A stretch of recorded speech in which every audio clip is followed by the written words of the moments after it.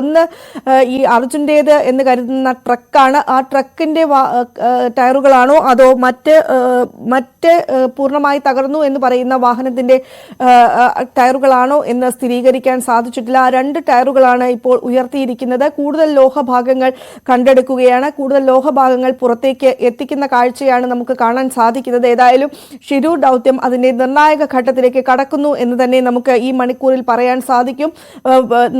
നേരത്തെ സംശയിച്ചിരുന്നത് പോലെ തന്നെ മണ്ണണിഞ്ഞുകൂടിയ മൺകൂണയ്ക്ക് താഴെ വാഹനത്തിന്റെ ഭാഗങ്ങൾ ഇന്ന് ഉച്ചയോടുകൂടിയാണ് കണ്ടെത്തിയിരിക്കുന്നത്. രണ്ട് വാഹനങ്ങളാണ് അവിടെ കുടുങ്ങിക്കിടക്കുന്നത് കണ്ടെത്തിയിരിക്കുന്നത്. അതിൽ ഒന്ന് പൂർണ്ണമായും തകർന്നിട്ടുണ്ട്. മറ്റൊന്ന് തകരാതെ കിടക്കുന്നത് അർജുന്റെ ട്രക്കാണോ എന്നൊരു സംശയമുണ്ട്. അത് സ്ഥിരീകരിക്കാൻ സാധിച്ചിട്ടില്ല.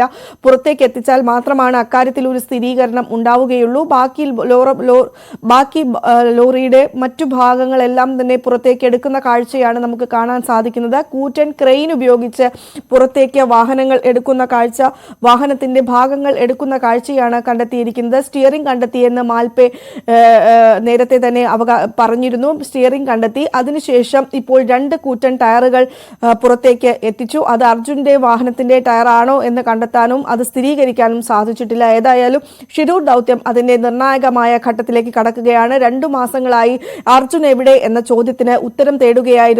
ആ ചോദ്യത്തിനുള്ള ഉത്തരത്തിലേക്ക് അടുക്കുന്നു എന്ന് വേണം ഈ നിമിഷത്തിൽ പറയാൻ. നിർണായകമായ തിരച്ചിൽ അതിന്റെ അവസാന ഘട്ടത്തിലേക്ക് എത്തുന്നു എന്ന് തന്നെ വേണം പറയാൻ. കൂറ്റൻ ക്രെയിൻ ഉപയോഗിച്ച് ഈ വാഹനം പൊക്കി നോക്കിയാൽ നമുക്ക് അത് ഭാരത് ബെൻസ് ആണോ എന്ന് തിരിച്ചറിയാൻ സാധിക്കും. അങ്ങനെയെങ്കിൽ ആ ഭാരത് ബെൻസ് അർജുന്റേതാണോ എന്നുകൂടെ തിരിച്ചറിഞ്ഞു കഴിഞ്ഞാൽ അത് എന്താണ് അർജുന് സംഭവിച്ചത് എന്നതിന് ഒരു ഉത്തരമാകും. അർജുനോടൊപ്പം തന്നെ മറ്റ് 2 പേരെ കൂടെ കാണാതായിട്ടുണ്ട്. യോഗേഷിനെയും അതുപോലെ മറ്റൊരാളെ കൂടെ കാണാതായിട്ടുണ്ട്. അവർക്ക് വേണ്ടിയുള്ള തിരച്ചിലും ഇപ്പോൾ പുരോഗമിച്ചു കൊണ്ടിരിക്കുകയാണ്. എന്താണ് ഈ 3 പേർക്കും സംഭവിച്ചത്? ഒപ്പം മറ്റൊരു വലിയ ഒരു ആശങ്ക അവിടെ ഉയരുന്നത് എന്തെന്നാൽ വെറും അരമണിക്കൂർ നടത്തിയ തെരച്ചിലാണ് ഈ 2 വാഹനങ്ങളുടെ ഭാഗങ്ങൾ കണ്ടെത്തിയിരിക്കുന്നത്. എന്നാൽ ഇനിയും കൂടുതൽ വാഹനങ്ങൾ ഈ ഉരുൾപൊട്ടൽ ദുരന്തത്തിൽ ഈ ഗംഗാവലി പുഴയിൽ അകപ്പെട്ടിട്ടുണ്ടോ എന്നൊരു സംശയം ഇപ്പോൾ അധികൃതരുടെ ഭാഗത്ത് നിന്ന് ഉണ്ടാകുന്നുണ്ട്. അതിനുവേണ്ടിയുള്ള തിരച്ചിൽ നടത്തണോ എന്ന കാര്യത്തിൽ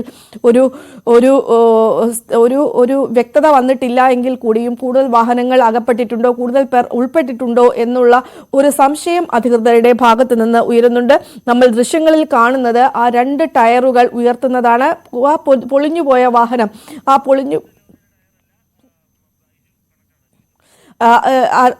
ഇത് ആരുടെ ടയറാണ്, ഏത് വാഹനത്തിന്റെ ടയറാണ് എന്ന് കണ്ടെത്തിയിട്ടുണ്ടോ ബൈജു? ഇത് നമുക്ക് അർജുന്റെ വാഹനത്തിന്റെ ടയറാണോ ഈ കണ്ടെത്തിയിരിക്കുന്നത്? എന്താണ് അതിലൊരു വ്യക്തത വന്നുവോ?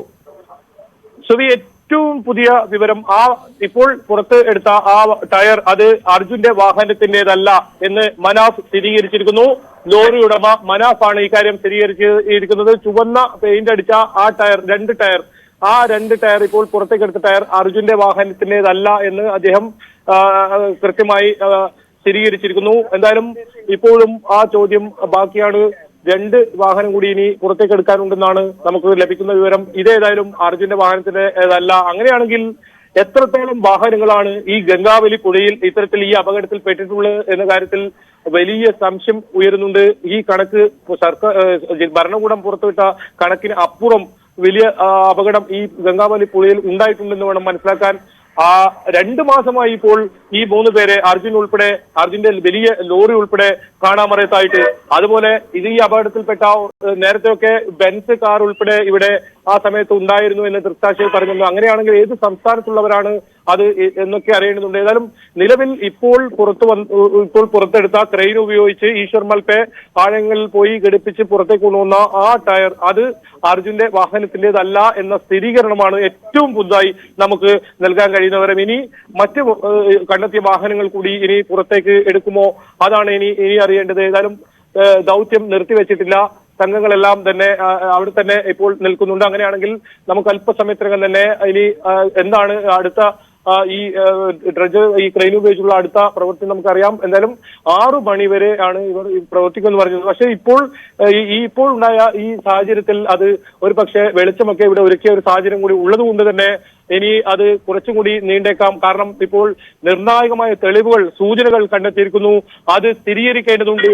അതിനുവേണ്ടി ഒരു പക്ഷേ വൈകി ഇന്ന് രാത്രിയും വരെ ഒരു പക്ഷേ ഇവിടെ ഈ പ്രവർത്തികൾ നടന്നേക്കാം. ഏതായാലും ഈ ക്രെയിൻ ഉപയോഗിച്ച് തന്നെ ആ വാഹനങ്ങൾ ഉയർത്താൻ പറ്റുമെന്നാണ് AK അഷ്റഫും വ്യക്തമാക്കിയത്. പക്ഷെ ഇപ്പോൾ 2 ടയറാണ് ഇപ്പോൾ പുറത്തെടുത്തത്. ആ 2 ടയറും അർജുന്റെ വാഹനത്തിന്റെ അല്ല എന്ന ഏറ്റവും പുതിയ വിവരം, ആ സ്ഥിരീകരണമാണ് നമുക്കിപ്പോൾ പങ്കുവെക്കാനുള്ളത്. സുബി,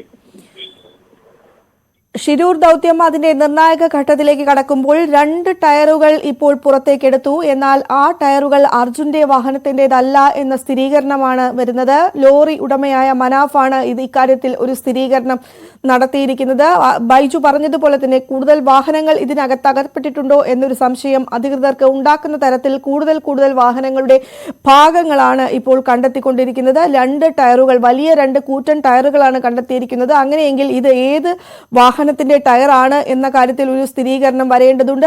അത് ആരുടെ വാഹനമാണ്? അവരെല്ലാം തന്നെ സുരക്ഷിതരായി ഈ വീടുകളിലേക്ക് മടങ്ങിയിട്ടുണ്ടോ, അതോ അവരും ഈ ദുരന്തത്തിൽ ഉൾപ്പെട്ടിട്ടുണ്ടോ എന്നതുൾപ്പെടെയുള്ള സംശയങ്ങൾ നിലനിൽക്കുകയാണ്. അർജുനു വേണ്ടിയുള്ള തെരച്ചിൽ അതിന്റെ അവസാന ഘട്ടത്തിലേക്ക് അടുക്കുമ്പോൾ 2 വാഹനങ്ങൾ വെള്ളത്തിനടിയിൽ കണ്ടെത്തിയിരിക്കുന്നു. അതിൽ ഒരു വാഹനം പൂർണ്ണമായി നാശോന്മുഖമായിട്ടുണ്ട്. മറ്റേ വാഹനം വലിയ തോതിലുള്ള കേടുപാടുകൾ സംഭവിച്ചിട്ടില്ല എന്നാണ് പറയുന്നത്. ഏതായാലും ചുവപ്പ് പെയിന്റ് അടിച്ച ഈ ടയർ അത് അർജുന്റേതല്ല എന്നൊരു സ്ഥിരീകരണം ഇപ്പോൾ വന്നിരിക്കുകയാണ്. ലോറി ഉടമയായ മനാഫാണ് അത്തരത്തിൽ ഒരു സ്ഥിരീകരണം നടത്തിയിരിക്കുന്നത്. സ്റ്റിയറിംഗ് ഉൾപ്പെടെയാണ് കണ്ടെത്തിയിരുന്നത്. ആ സ്റ്റിയറിംഗ് ഉൾപ്പെടെ കണ്ടെത്തിയിരുന്നു. ആ സ്റ്റിയറിംഗ് ഉച്ചയോടുകൂടിയാണ് സ്റ്റിയറിംഗ് ഉൾപ്പെടെ കണ്ടെത്തിയത്. ഈശ്വർ മൽപെ അത് പുറത്തെത്തിക്കാനുള്ള ശ്രമങ്ങൾ നടത്തി. ഇപ്പോൾ ലോറിയുടെ ബാക്കി ഭാഗങ്ങൾ ക്രെയിൻ ഉപയോഗിച്ച് പുറത്തേക്കെടുക്കാനുള്ള ശ്രമങ്ങളാണ് നടത്തിക്കൊണ്ടിരിക്കുന്നത്. അതിനിടയിലാണ് 2 ടയറുകൾ മുകളിലേക്ക് ഉയർന്നു വന്നിരിക്കുന്നത്. അത് ഈ നശോന്മുഖമായ വാഹനത്തിന്റെ ടയറുകളാണോ അതോ പുതിയ ഏതെങ്കിലും വാഹനത്തിന്റെ ഭാഗങ്ങളാണോ എന്ന് കണ്ടെത്താൻ സാധിച്ചിട്ടില്ല. ഇപ്പോൾ ഈശ്വർ മൽപെ വീണ്ടും ആഴങ്ങളിലേക്ക് മുങ്ങിത്തപ്പാൻ വേണ്ടി പോയിരിക്കുകയാണ്. അത് അല്പസമയത്തിനകം തന്നെ ഇക്കാര്യത്തിൽ ഒരു വ്യക്തതയുണ്ടാകും എന്നാണ് പ്രതീക്ഷിക്കുന്നത്. ഈ തെരച്ചിൽ ഇന്ന് പൂർണ്ണമായും തുടരും എന്ന് തന്നെയാണോ ലഭിക്കുന്ന വിവരം, ബൈജു? തീർച്ചയായും ഇപ്പോൾ നിലവിലെ സാഹചര്യത്തിൽ ഇത്രത്തോളം ഈ അരികിൽ, അതായത് ലോറിക്കരികിൽ എത്തുന്ന ഒരു സാഹചര്യത്തിൽ തിരച്ചിൽ തുടരാനുള്ള എല്ലാ സാധ്യതയുമുണ്ട്. വെളിച്ചം ഇവിടെ ഇന്നലെ തന്നെ സജ്ജീകരിച്ചിട്ടുണ്ട്. ആ രീതിയിൽ ഇന്നലെ നമ്മൾ രാത്രി ഇവിടെ വന്ന് നോക്കുമ്പോൾ മുമ്പൊന്നുമില്ലാത്ത രീതിയിൽ വലിയ വെളിച്ചമൊക്കെ ഇവിടെ ഒരുക്കിയിട്ടുണ്ട്. ആ ഡ്രഡ്ജർ 1 കോടിയോളം രൂപ വാടക നൽകി കൊണ്ടുവന്ന ഡ്രഡ്ജറാണ്. 10 ദിവസത്തേക്ക് കരാറിൽ 3 ദിവസത്തിനകം തന്നെ ആ ജോലി തീർത്ത് ലോറി പുറത്തേക്ക് എടുക്കുമെന്നാണ് അധികൃതർ ആത്മവിശ്വാസം പ്രകടിപ്പിച്ചത്. ഏതായാലും ഇന്ന് രാവിലെയാണ് ഈ പ്രവൃത്തി ആരംഭിച്ചത്. അതിന് പിന്നാലെ തന്നെ ഈശ്വർ മൽപ കൂടി നടത്തിയ ആ തെരച്ചിലിൽ ഇപ്പോൾ ലോറിയുടെ ഭാഗങ്ങൾ കണ്ടെത്താൻ സാധിച്ചു. ആ ഭാഗം പുറത്തേക്ക് എത്തിക്കാൻ സാധിച്ചു.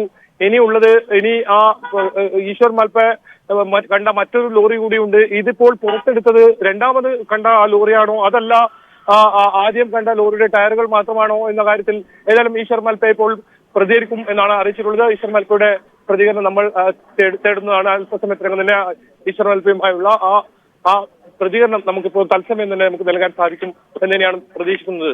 സുബി, തിരൂരിൽ നടക്കുന്ന 4ാം ഘട്ട പരിശോധന നിർണായക ഘട്ടത്തിൽ തിരച്ചിലിന് ട്രക്കിന്റെ ടയറിന്റെ ഭാഗങ്ങൾ കണ്ടെത്തിയെന്ന് ഈശ്വർ മൽപെ.